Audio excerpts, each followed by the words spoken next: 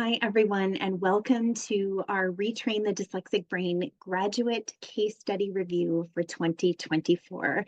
I'm Dr. Rebecca Troy, owner and founder of Retrain the Dyslexic Brain, and today's celebrations are going to be pretty special because we're going to actually take a look at the lives and the transformations made possible by our company in the year 2024.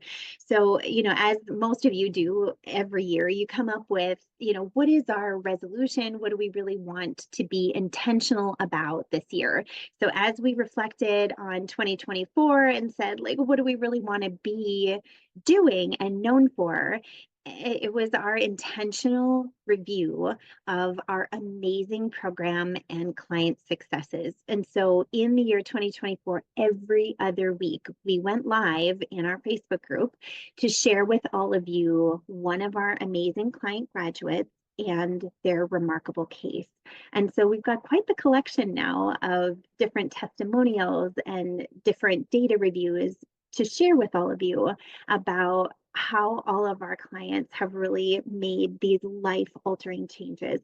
So if you haven't already checked out our YouTube page, I would encourage you to do that because you can see quite literally hundreds of celebrations of different families, interviews of mamas, where I'm reviewing all of the data for kids. And so I think that that's a really huge win for our company and something that I want to celebrate.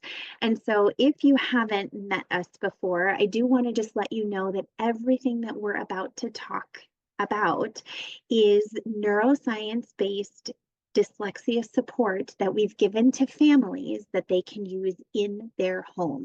And so every single family that we're about to talk about has done this at home with the materials that we've provided them. And so whether they are living in the US or in the UK or in Australia, we are serving clients all over the globe, and we are helping the family to make exponentially improved scores in reading and spelling within just a few months. And so, if you have been on a dyslexia journey for a while, you can appreciate that it can sometimes be a multiple year journey.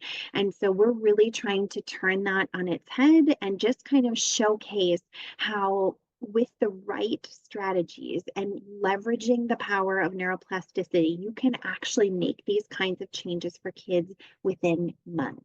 So everything that you're about to see is happened within a 4 to 6 month period, with only 1 or 2 outliers being just a little bit longer than that. But these are not multiple year journeys that we are about to share.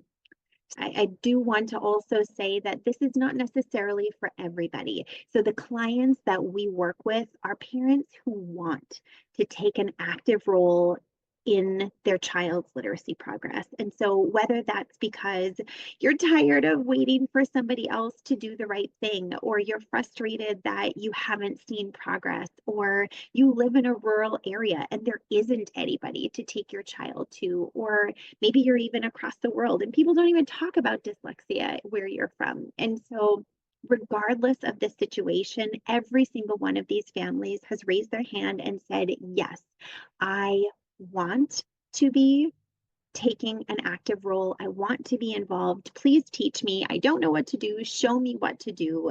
And I am going to do that. I'm here for the coaching. I'm here for the learning. I'm here for the transformation. The other thing that I want to share is that most of the graduates that we're about to talk about have already been through 2+ years of tutoring with minimal progress before arriving at our doorstep. And so the reason that I want to celebrate that is that there is a mindset of the clients that we work with that we are searching for.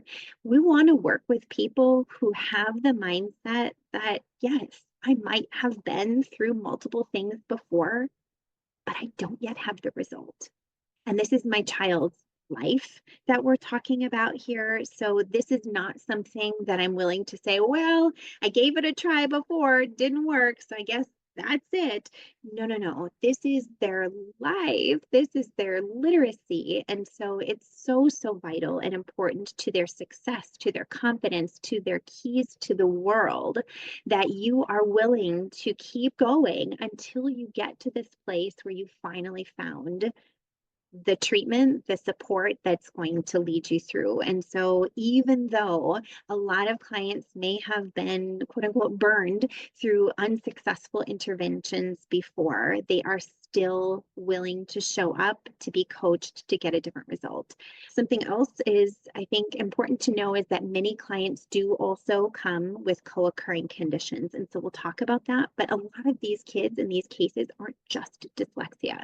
So, they can come with a number of other things. And so I'll talk about that just right now.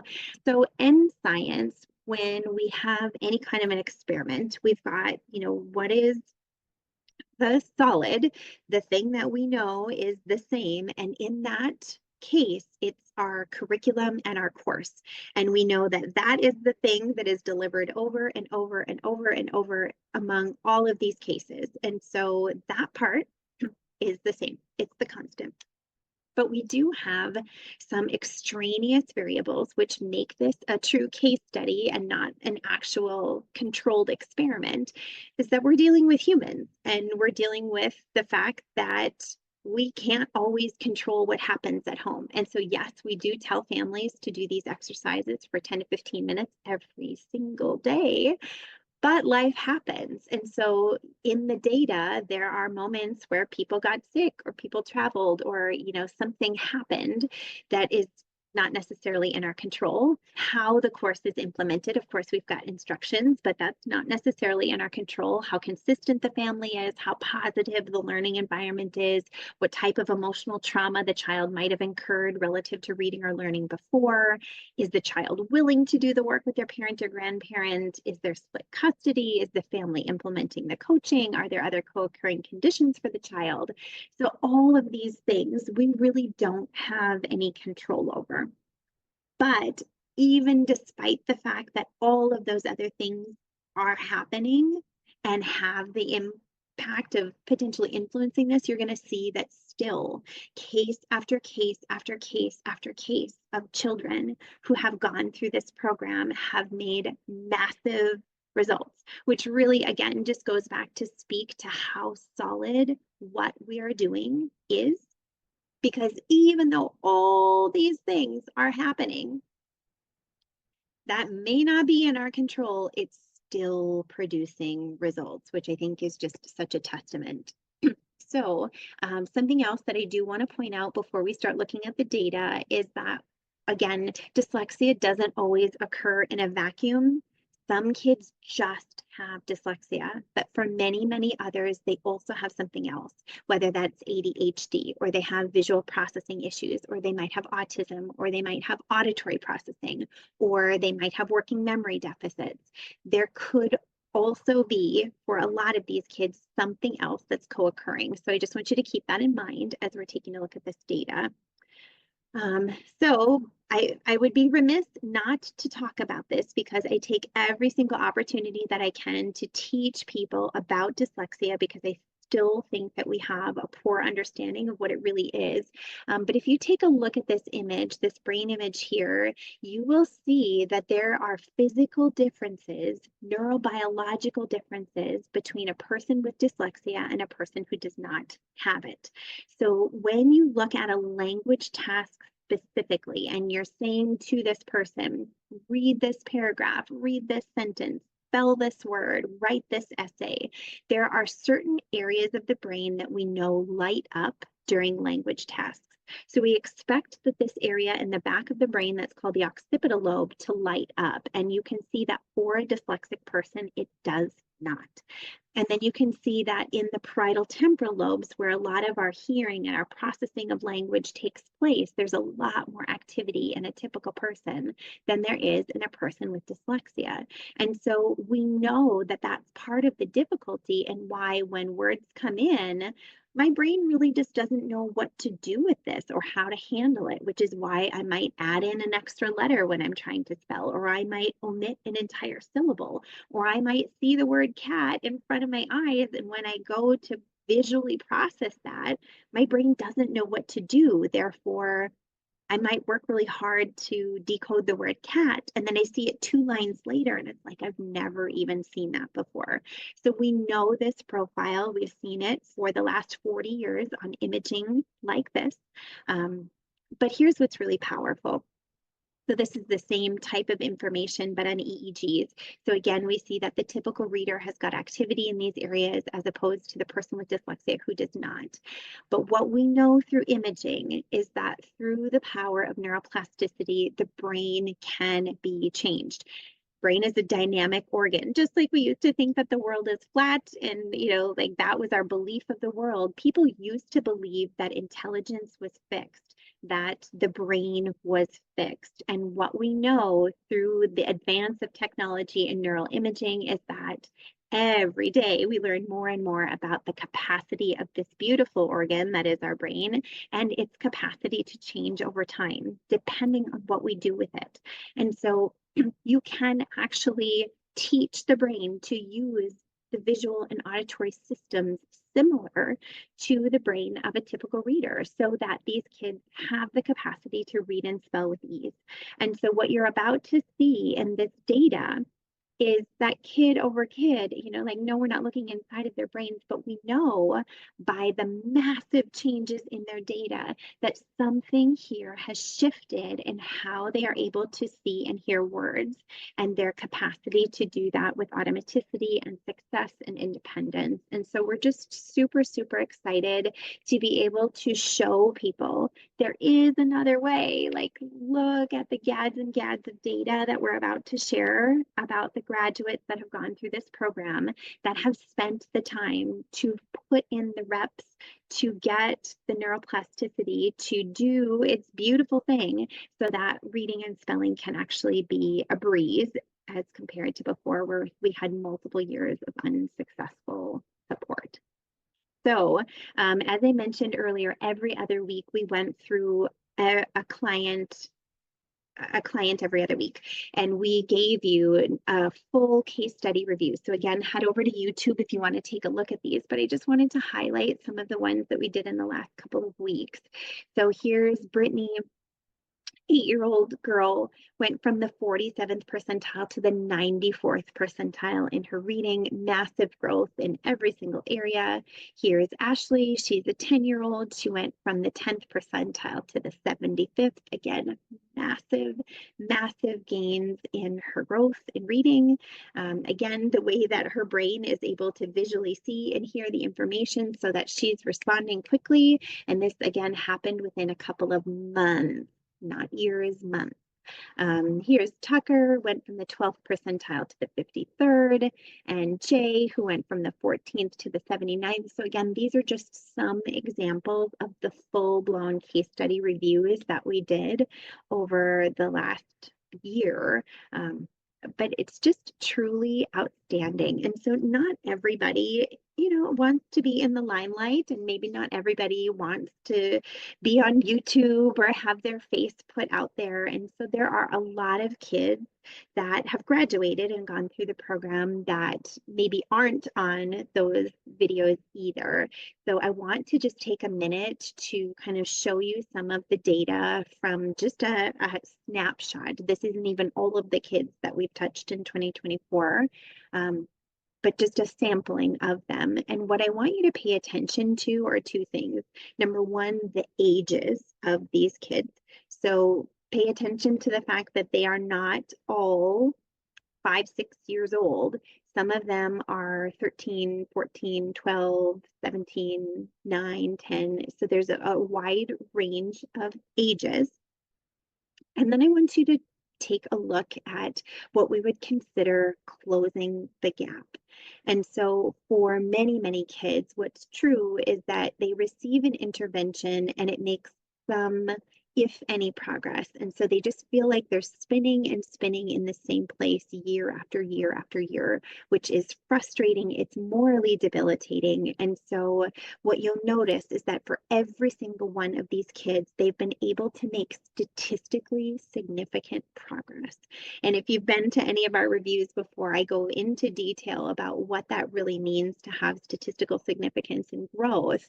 But what is important is that the data massively changes. So instead of spinning at the 5th percentile for years and years, you suddenly jump up to the 75th percentile and you have this massive boost in confidence, in independence, and in capacity, which just does wonders for the human being that's on the other side of this. Keep in mind that some of these kids are also autistic. Some of these kids also have ADHD. Some of these kids also have auditory processing or visual processing. So remember, I told you that there's some of these extraneous variables.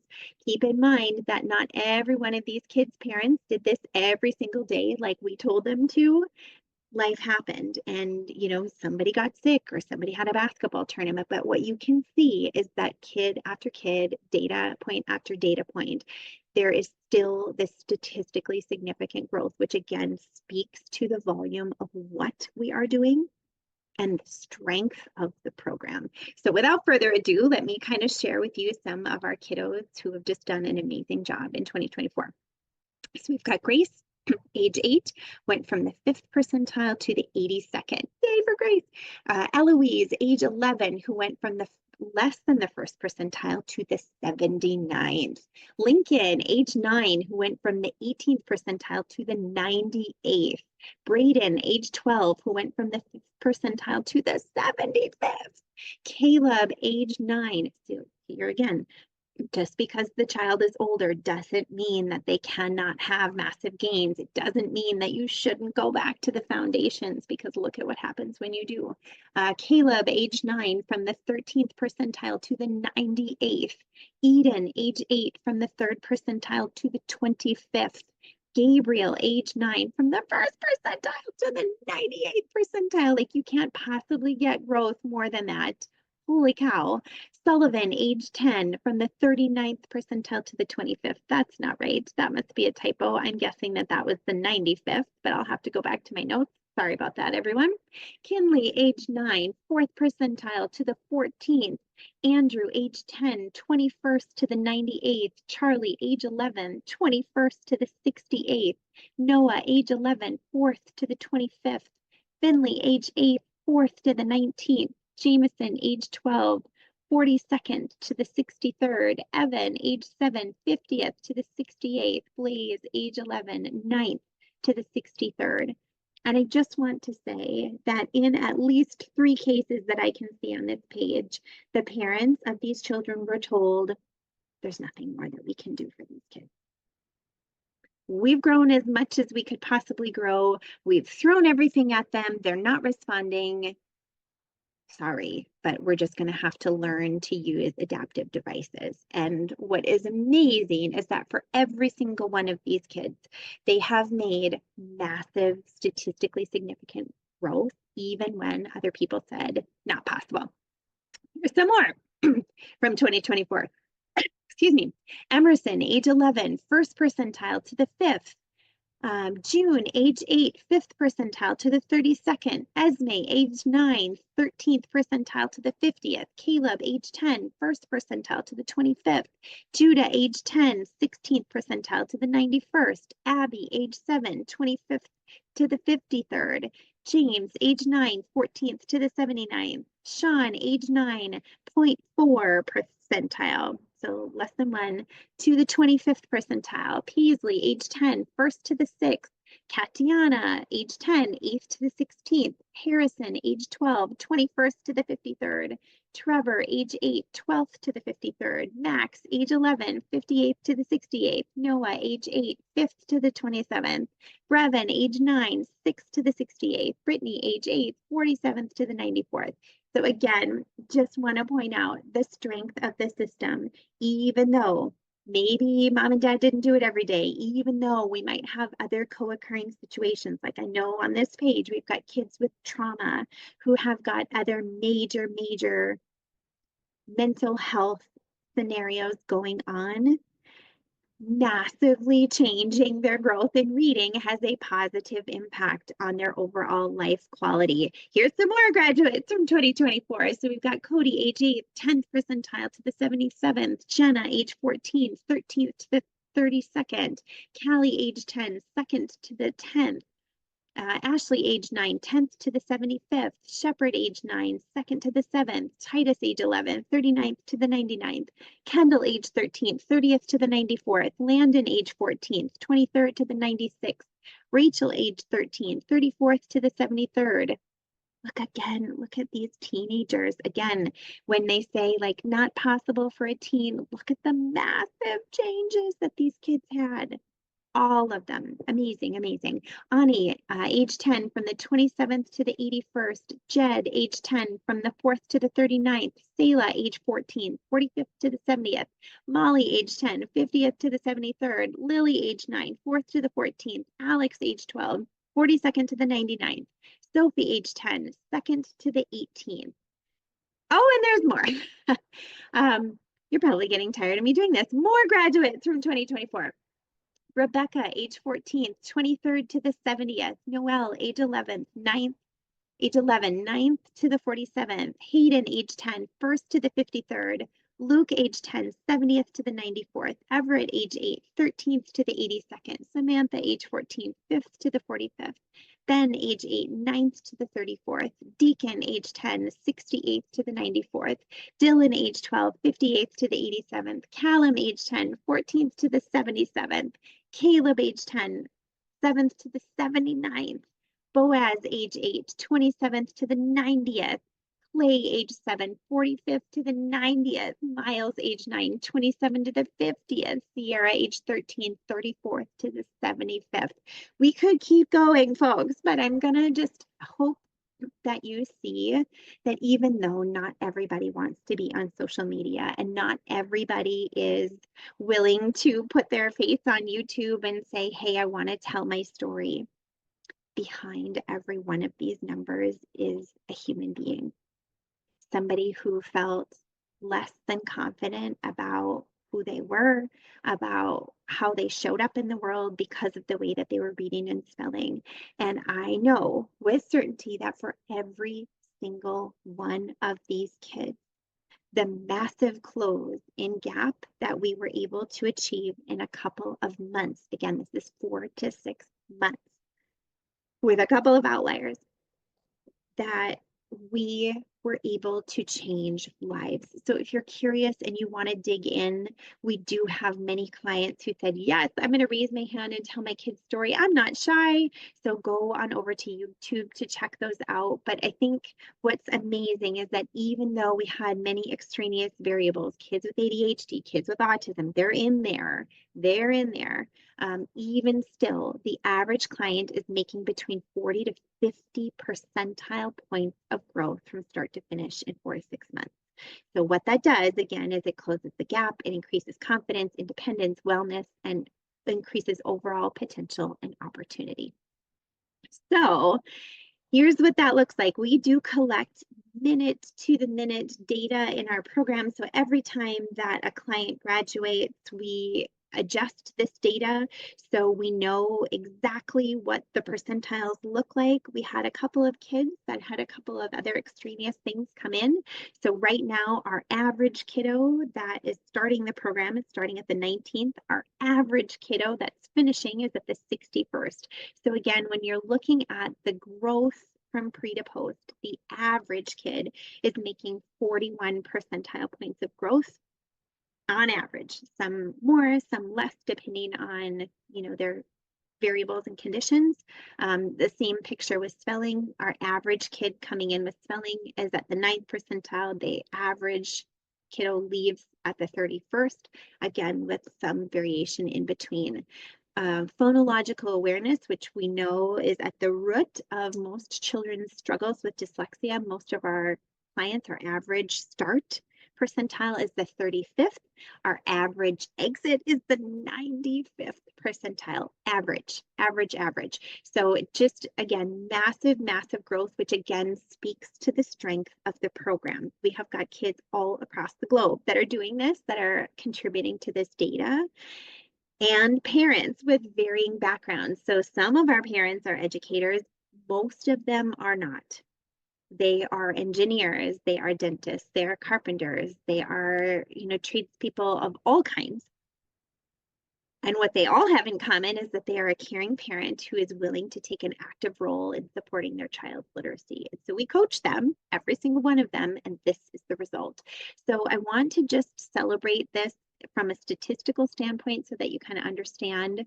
We talk about these in all of our case study reviews, but this is the normal distribution curve, this red line being the 50th percentile. So we expect kids to grow in an average academic year, and we actually know the amount that the average kid grows in an entire school year, which is to this blue line, which from the red to the blue is a 0.3 of a standard deviation. That's typical growth in an entire academic year. If a child has an intervention that has moderate statistical significance, it would go from the red to the green. If the intervention has statistically significant results or a statistically significant impact, it goes from the red to the orange, meaning it's almost a full standard deviation to go from this line to this line. It's nearly there. It's a 0.8. So anytime that we have in science something that is a 0.8 or higher in statistical significance, we know that it's because of the variable that was introduced, or that constant. In this case, it's the program. The program is what we're measuring. So when we look at this, our average kiddo in their reading skills is right here at this red. And if they were to grow a normal amount in an entire academic year, they would go from red to yellow.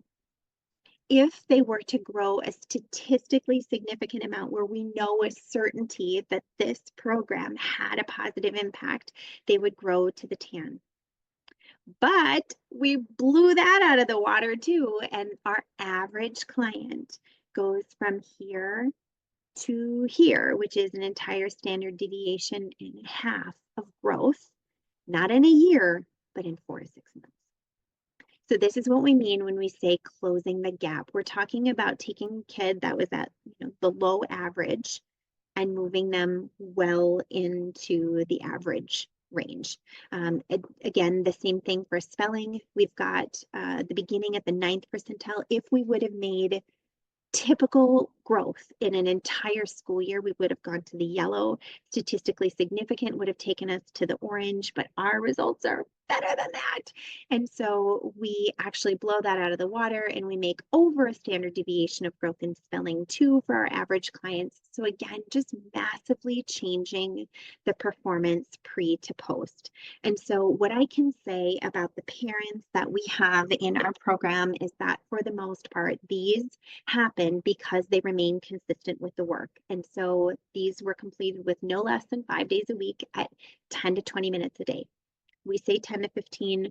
Some of the families have done more. So I would say that it's more fair to say that this is 10 to 20 minutes in a day. We're not talking about hours. We're not, talking about anything crazy. It's just a minimal interval, but that repetition is really important for plasticity. The families that we work with, we ask to maintain a positive attitude for their child and hold the belief that they're able to do anything that they put their mind to. You have to be your child's biggest cheerleader. In order for this to work, they have to know unequivocally that you believe in them and their capacity to grow. So we'll coach you through that, but you have to come in with that belief that your child is more than this label or this diagnosis, that your child is capable of superpower things.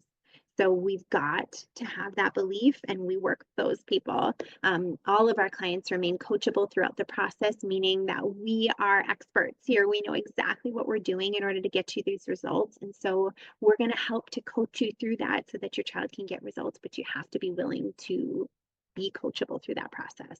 And you have to be willing to dig in to get a solution, even though you might not have a diagnosis, even though you might have been burned before, even though you might not have gotten results in other programs before. The bottom line is that you are a champion for your child's greatness, and you know that they don't have what they need yet. So you are willing to dig in to do whatever it takes. You're willing to get involved. You are willing to be the keeper of the light, the person who is not going to move on to the next thing until you know that it's mastered. I promise you that what we do is not overly complicated. People with backgrounds in all shapes and sizes are doing this program with their child, but what's in common among them is that they are a caring parent who is willing to follow directions and they're committed to get a result. And if you have those two things, you absolutely can do this and you can crush it, just like all of these other families in 2024.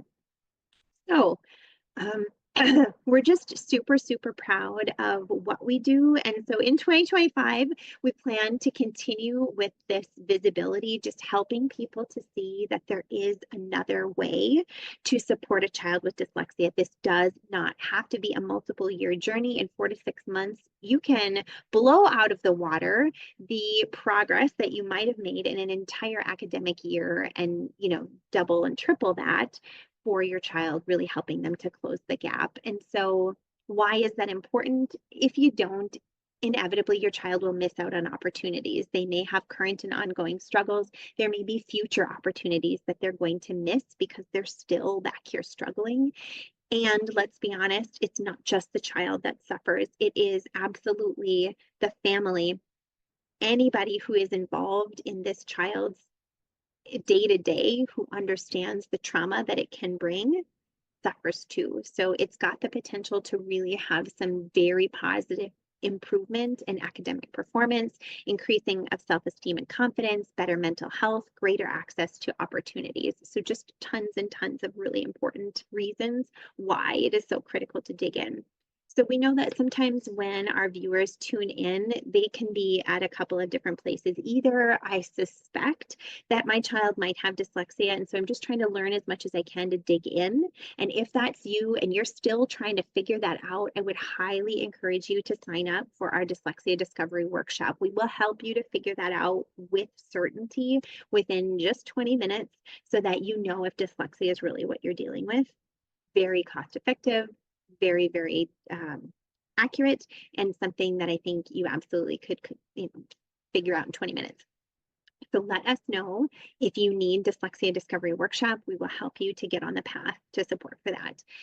Or some of our other viewers are people who already know that their child is struggling with dyslexia, or maybe they don't know that it's dyslexia, but they know for sure that reading and spelling are a massive problem that are causing some issues. And if that's true for you, and you have been amazed and stunned at all of the data that we've just shared with you, just like we are super proud and stunned and amazed at the amazing clients that come into the program, and you want this help too, please let us know and we would be happy to connect you with our team. So all of our calls are complimentary. And so we allow for families to just see, is this a fit? And we are doing an interview too, because like I said, we have to have coachable clients. We have to have clients who are willing to be committed to this process and who want to take an active role into that. So there's kind of an interview process where we figure out if this is a match between the two of us. And if it is, we will invite you into our program and you can be a part of this amazing client result as well. So please let us know if you need any of this information. But again, thank you for tuning in to celebrate our amazing clients. We hope that you have left this presentation inspired to do something amazing with your child's brain who may be struggling at this moment, but please know that to dig in 4 to 6 months from now can be an entirely different animal if you're willing to let it. Thanks, everybody. I look forward to seeing you soon.